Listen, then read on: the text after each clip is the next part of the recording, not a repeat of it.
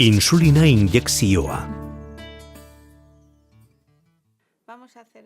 Orain, insulina injektatuko dugu aurretik kargatutako boligrafoarekin. Honako material hau erabiliko dugu. 300 unitate insulinarekin kargatuta datorren boligrafoa. Orraz bat, eta kasu honetan, insulina injektatzeko orduan pertsonaren funtzioa beteko duen aparailu bat. Lehenik eta behin, orratza jarri behar dugu.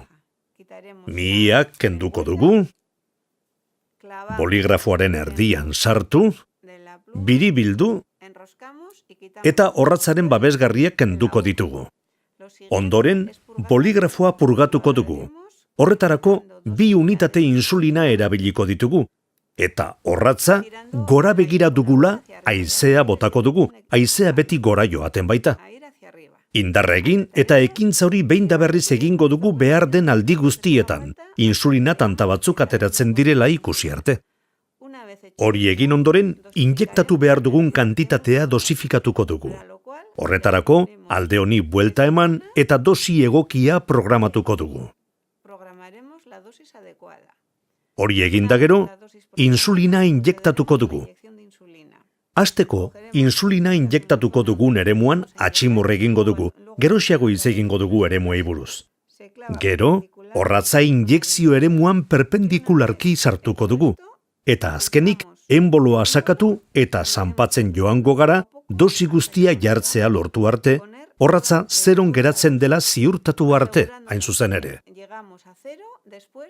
Ondoren, 10 arte kontatuko dugu, geratzen den insulina guztia atera arte.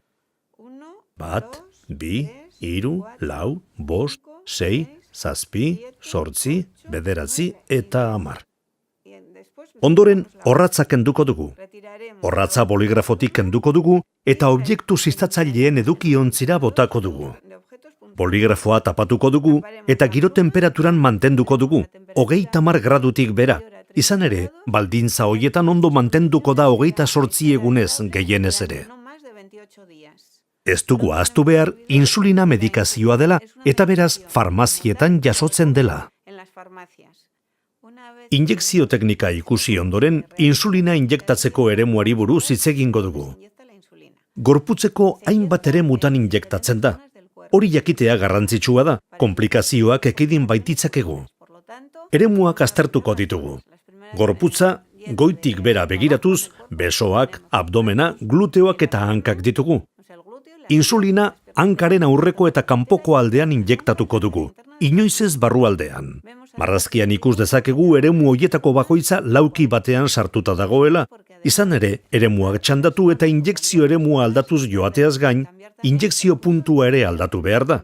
Injekzio baten eta bestearen artean, 2 zentimetroko tartea egon behar da gutxienez eta. Garrantzitsua da errotazio jarraibide bat ezartzea. Horren arabera, jarduteko eta larrua zalazpian gerta daitezkeen konplikazioak ekiditeko. Izan ere, insulina leku berean askotan injektatzean, indurazioak sortzen dira. Horrek, insulina gaizki funtzionatzea ekarriko du, eta beraz, kontrolak ahulduko dira.